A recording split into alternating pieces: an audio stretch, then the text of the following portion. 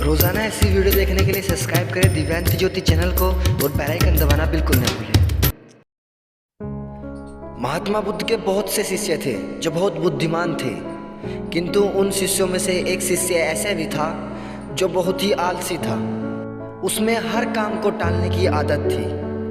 महात्मा बुद्ध ने उसे एक कहानी सुनाते हुए कहा कि एक नगर में एक ब्राह्मण रहता था।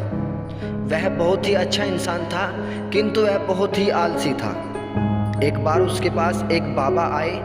उन्होंने उसे एक पारस पत्थर दिया और कहा कि मैं एक हफ्ते बाद फिर आऊँगा, तब तक तुम जितना सोना बना सकते हो बना लो।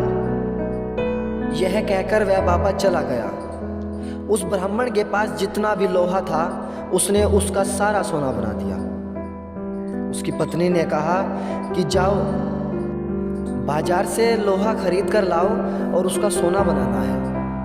ब्राह्मण सुनते ही बाजार जाता है और जब लोहे का भाव पूछता है तो लोहे का भाव कुछ अधिक होता है। वह घर वापस आ जाता है। वह फिर अगले दिन जाता है, अगले दिन फिर जाता है तो वह भाव अधिक देखता है। वहाँ से फिर आ जाता है और सोचता है कि जब भाव कम होगा तब जाके लोहा खरीदूंगा। वह ऐसे करते करते 7 दिन हो जाते हैं। ब्राह्मण फिर मार्केट जाता है, बाजार जाता है। वहाँ जाकर देखता है कि लोहे का भाव कम नहीं हुआ और वह वापस आ जाता है। अगले दिन हफ्ता होने वाला था।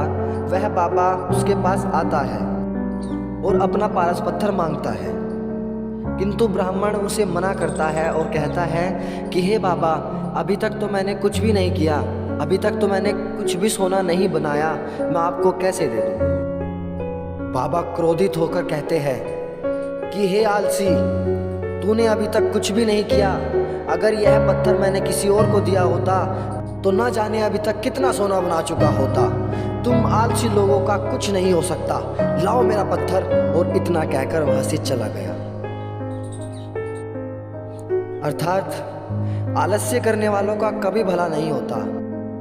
जो मनुष्य अपने कार्य को आज कल में टाल देता है उसका कार्य कभी सफल नहीं होता। तो दोस्तों, हमें जो काम मिला है पूरी लगन और पूरी मेहनत से करना चाहिए। हमें आलस्य कभी नहीं करना चाहिए, क्योंकि आलस्य करने से हमारे शरीर का ही नहीं हमारे भविष्य का भी नुकसान होता है। तो बोलो जय श्री राम।